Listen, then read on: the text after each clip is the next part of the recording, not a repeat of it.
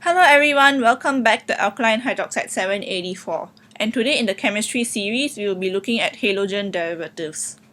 So this will be covering both halogenal alkanes and halogenal arenes. Before I start, I will tell a disclaimer that all of the conditions for the reactions will be written on the paper and not be told, because I'm pretty sure I cannot remember them very well from my mind. So if I manage to remember them later on or find them online, then I'll write it down in the paper. If I don't, then you probably just have to look at your notes. So you're gonna look more at the mechanisms and stuff like that, because that one requires more understanding than just simply trying to recall the conditions in the sense.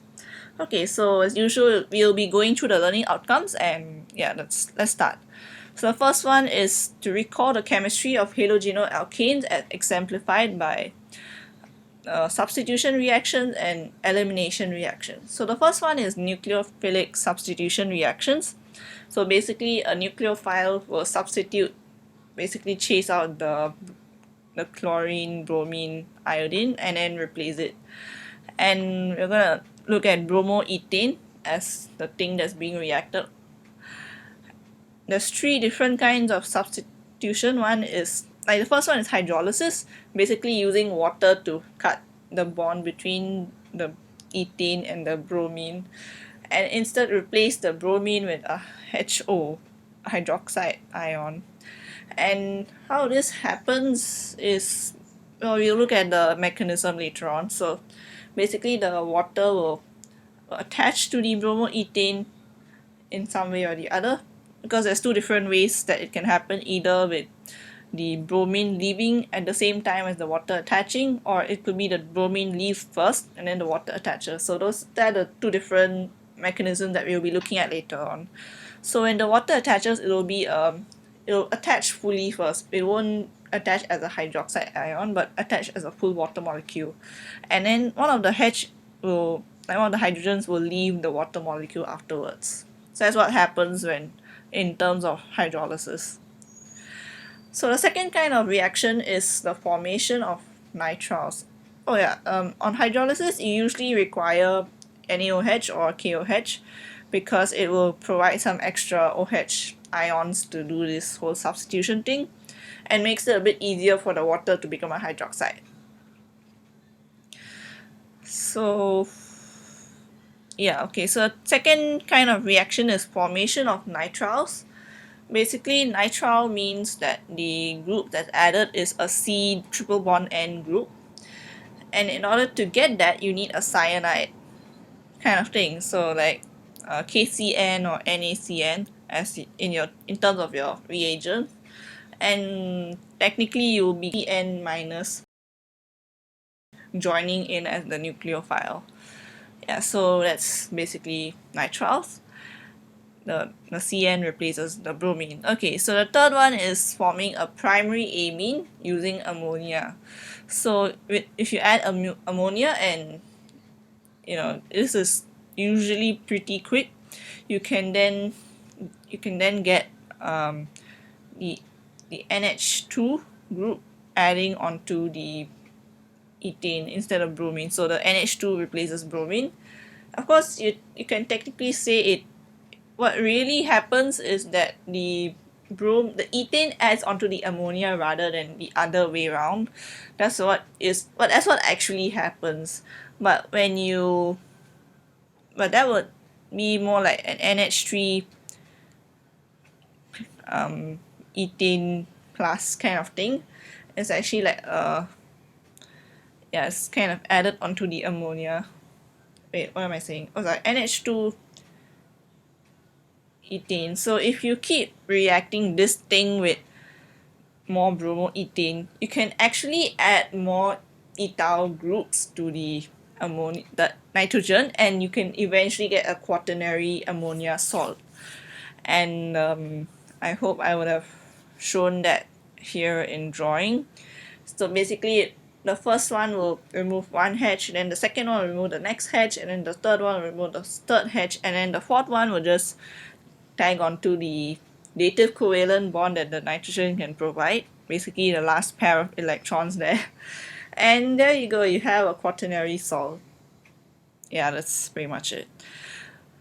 Okay, so that's why when you actually do this reaction, you can't really expect one single product unless you somehow manage to cool the reaction or stop the reaction before it reaches the quaternary salt stage. I think one way to make it more of one only primary like only primary amine and not like quaternary ammonia salt is to make sure that you have a limited number of bromoethane compared to the ammonia, so that not all of the bromoethane gets, wait, no, you have a limited, yeah, I think that makes sense. Does that make sense? I think so. Okay, so not all the bromoethane gets taken up by one ammonia because there's a lot of competition in the sense. I don't know. I think that's what makes sense. If I'm saying anything contradictory, just look at the paper. Okay, so if and vice versa, if you have not a lot of ammonia but you have a lot of bromoethane, then each ammonia can take a lot of bromoethane. So that's my reasoning, I believe. Yeah, okay, so I think that's something you need to know, right? Yeah, okay, never mind. So the second kind of reaction that happens is the elimination of hydrogen bromide from 2-bromopropane. 2-bromopropane. Okay, fine. So instead of looking at bromoethane, we are suddenly now looking at 2-bromopropane because, it's a bit more interesting. So the bromine is actually in the center, and the reason why they say 2-bromopropane is just because it's a little bit easier to eliminate hydrogen bromide from a secondary halogenate alkane compared to a primary one, and even more easier if it's a tertiary halogenate alkane. And in order to eliminate HBr, you had to use NaOH. And you're wondering, wait, wasn't that used for hydrolysis? Yes, it is used for hydrolysis. That's why I did say it's easier if this thing is more substituted. It makes it more favorable to elimination reaction. And another thing that you need to do is make sure the NaOH is super concentrated so that there isn't a lot of water to attack the bromopropane or whatever that is, the halogenate alkane. So the idea behind this is that the yeah, like, since there isn't anything that's gonna attach, instead the HBr will come out and become HBr, I guess. Yeah. um yeah, that was like the most terrible description of that. So that's basically what happens.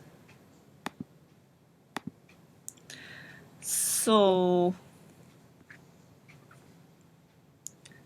yeah, and actually, if there's sufficient water, the HBr is gonna become a salt with the NaOH, and then you get water again. So after a while, it's probably not gonna be as effective anymore. But if there's not a lot of water and it's like almost dry or something, it's possible that you can get you could probably get some HBr fumes or something, or if you do it in a specific way, you can actually get it done in a way. But you had to do this in reflux, so I guess you can't actually just get HBr gas. But you can probably get the reaction products. Anyways, where was I? Okay, so the next one is the actual mechanisms for nucleophilic substitution, and that would be Sn1 and Sn2.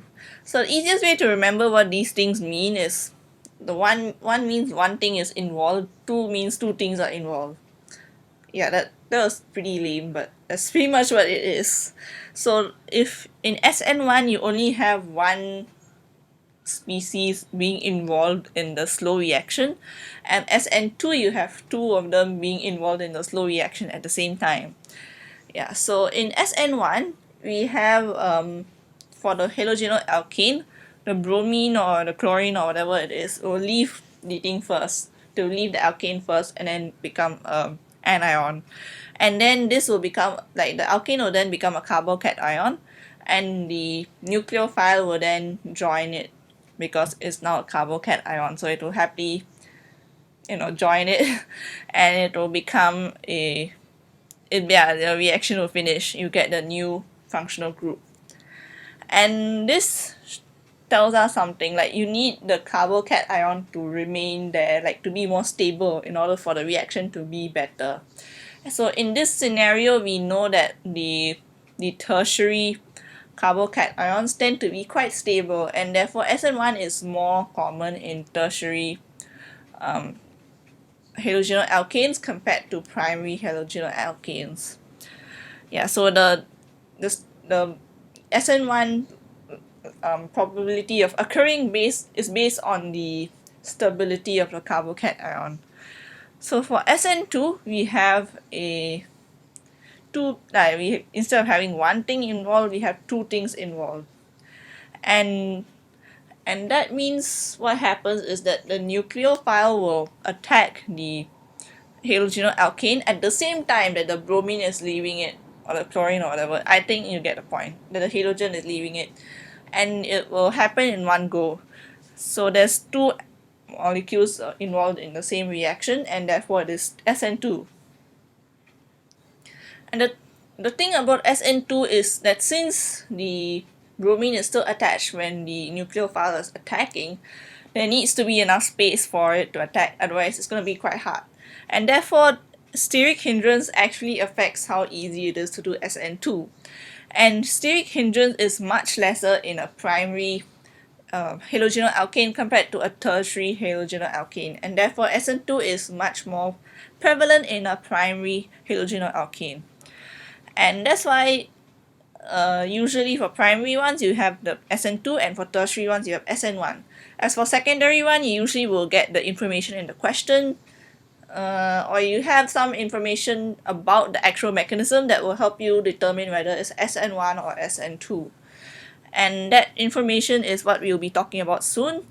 But an easier way to remember this is that for the primary one, you don't match it with the Sn number. Like primary is 1, but you make sure Sn2, you know what I mean? Like it's not primary then it's Sn1, it's primary therefore it's Sn2. So just choose the one that doesn't match it. And for the tertiary one is the one that is smaller, like you choose Sn1.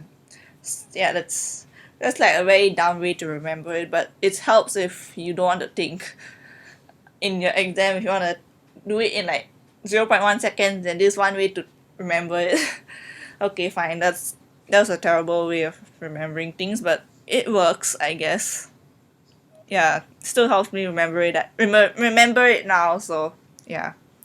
Okay, cool. So now we will look at the information in the question that will help us determine whether it's Sn1 or Sn2, or you would need to know this in order to explain why certain things happen in Sn1 and Sn2. Okay, so this is about the stereochemistry of the products. In Sn1, you know that the Br is leaving it first, and therefore after that it's just like there isn't any real configuration to it, I guess.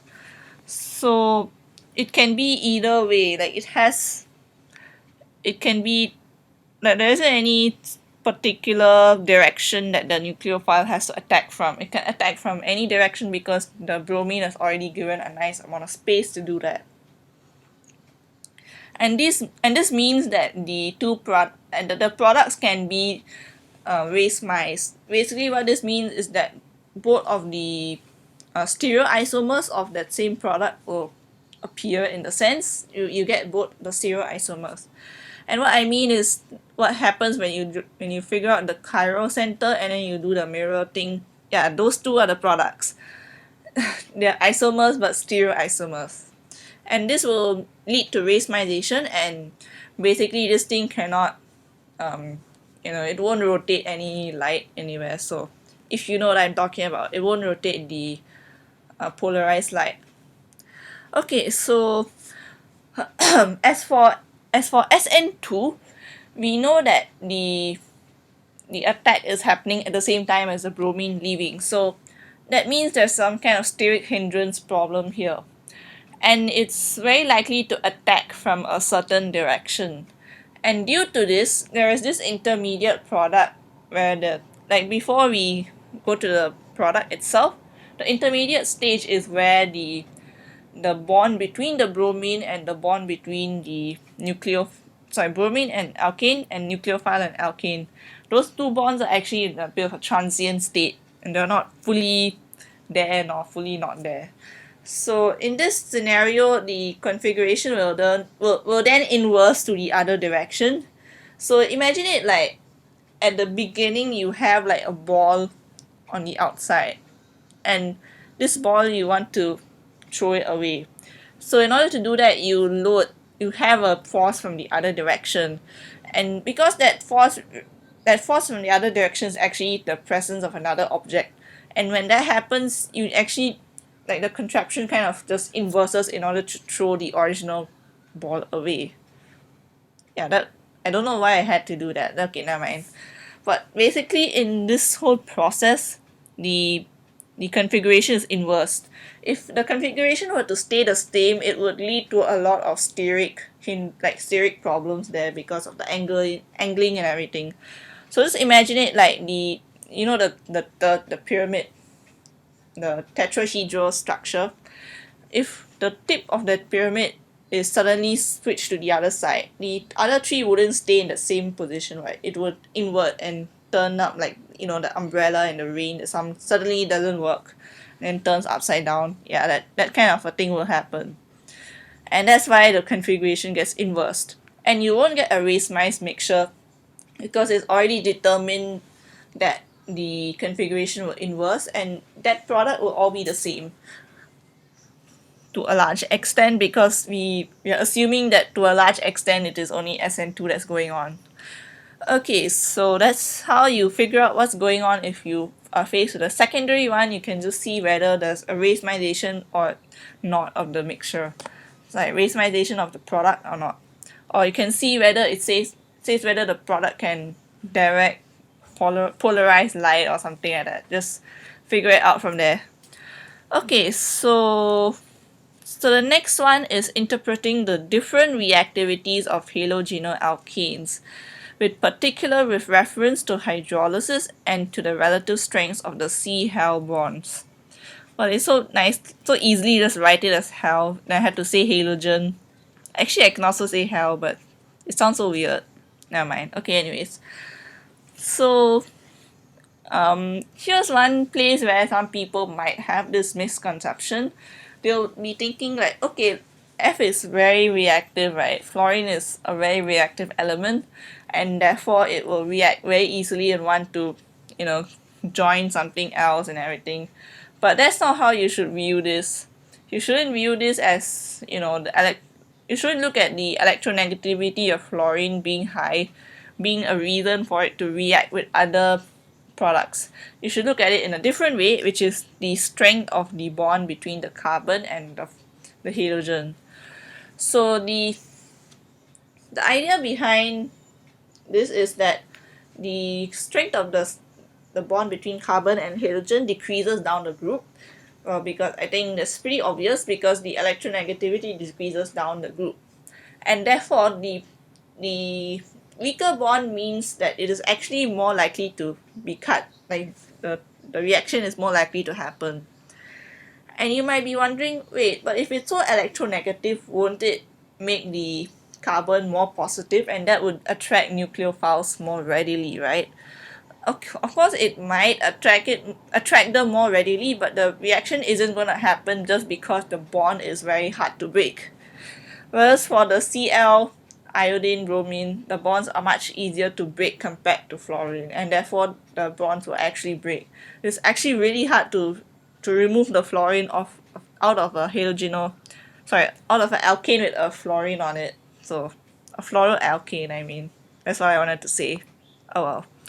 Anyways, and so the strength of the bond determines how unreactive it is to the nucleophile. The stronger it is, the more unreactive it will be to the nucleophile.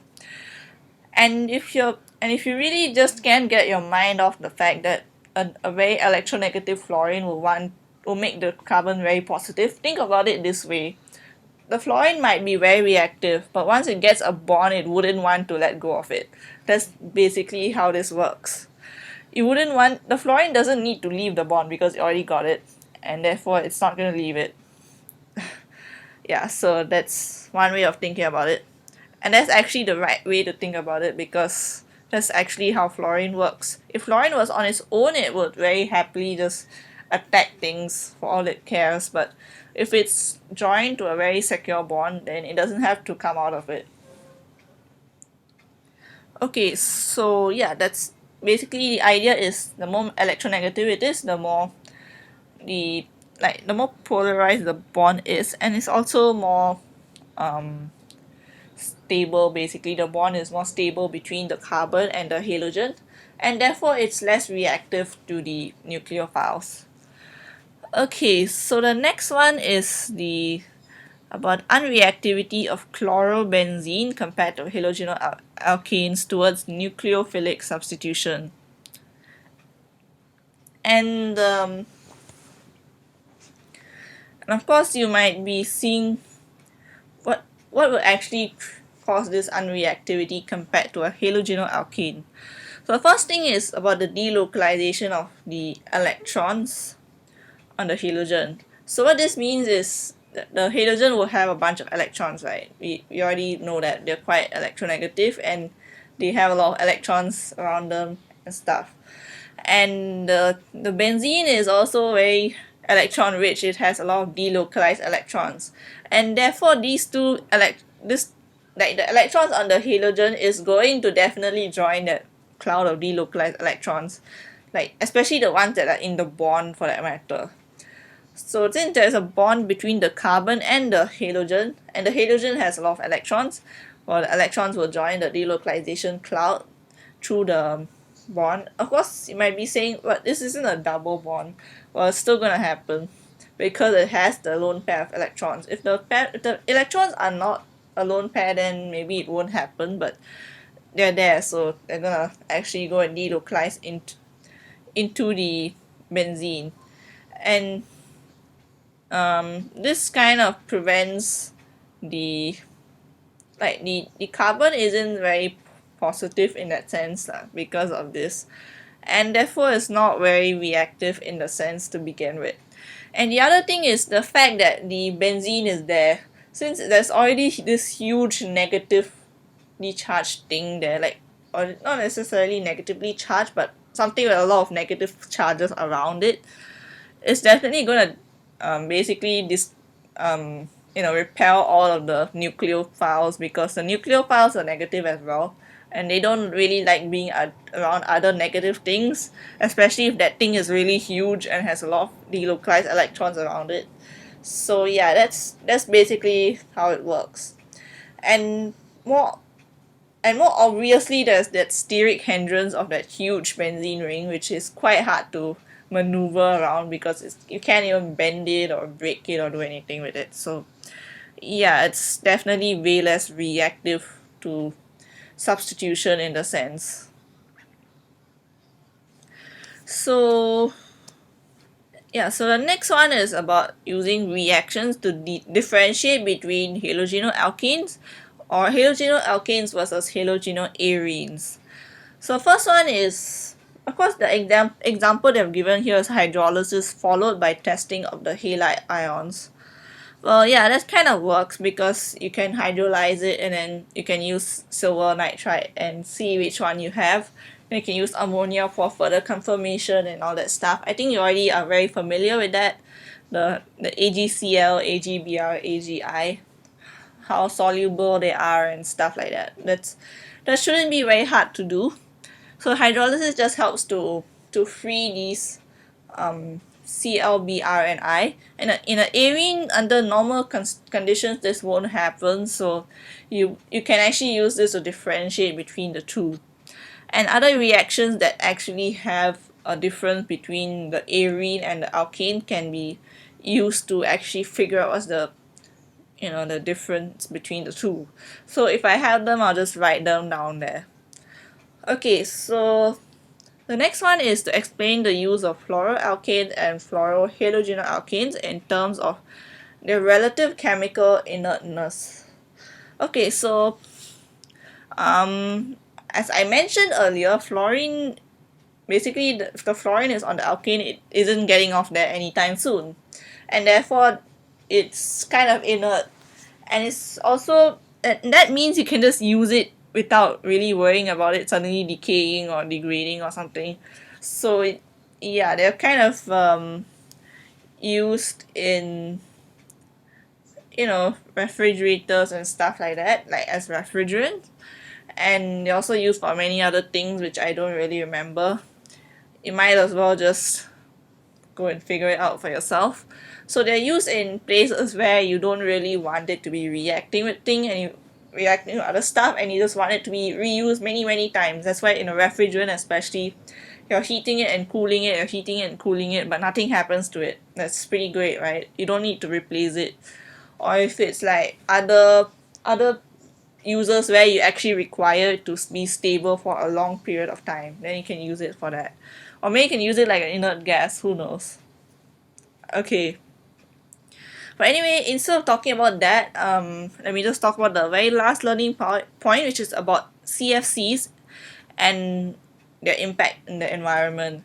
So CFCs were actually quite prevalent not very long ago, actually, like just maybe a decade or two ago. They were probably still there, or maybe that was when they started realizing that they had an effect, and they were used as refrigerants, as I mentioned, that because they're quite good at doing that, and they're used for many other things as well, like aerosols and stuff like that, and they weren't very toxic to humans as well, but they were toxic in a different way, and they were toxic to the ozone layer instead. Okay, actually I wanted to sound cool while saying that, but I just interrupted myself. Anyways, so they were toxic to the environment instead of the humans in the sense. And how did that make sense? Well, in normal conditions, well, they don't do much, they're quite inert. But once they reach a certain height up in the sky, they become radicalized by, UV light. UV light is that one thing that can radicalize it, especially since there's chlorine on it. Maybe the fluorine might still be there, but the chlorine definitely gonna get radicalized by the light. And that will then attack the ozone molecules, which themselves are kind of like radicals in a way, and that creates some problems because there's lesser ozone in the sky. Yeah, so that's basically that. So now they are replacing them with stuff that reacts much earlier at a lower level, because at a lower level it doesn't matter if they react with ozone. We don't really need ozone down here, we just need it up in the ozone layer. And by reacting at a much lower level, they will also, not actually attack the real ozone layer that we care about. Yeah, so because of the impact of CFCs, there's this huge hole above the Antarctica and all that, and that is making the ice melt faster, and that's not good because the ozone is actually kind of protecting the UV light from reaching the surface, or like the heat. It'll help to shield the heat of the sun a little bit from those areas, but because of the hole, it's kind of a bit like the melting of the ice is a little bit accelerated in the sense. So it's good that they're replacing them with stuff that reacts much quicker and doesn't go all the way up to the ozone layer. And yeah, that's pretty much it. You don't need to know how the radicals come and react with ozone and all that, because that's what they say is the mechanistic details are not required. You just need to know that they actually do that, that's all. They just deplete the ozone layer. And yeah, that's it. You're done. As usual, if I missed anything or if there's something you need me to clarify in further detail, you can comment below.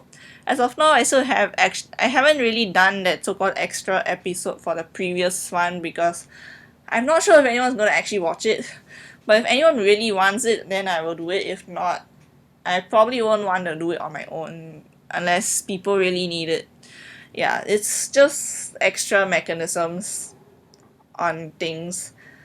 Maybe if you want, I can probably combine all of the extra mechanisms that if there's any like in terms of the topics and do them as one episode later on. I'm not sure how I'm gonna go around doing that, but hopefully this won't, and I mean hopefully it'll be a good thing if like whatever decision whether you want the video or not, it'll be a good thing, so it doesn't matter. Yeah, okay, cool. We're done. So if you found this video useful, please press the like button and subscribe. And with that, I would like to say thank you and bye.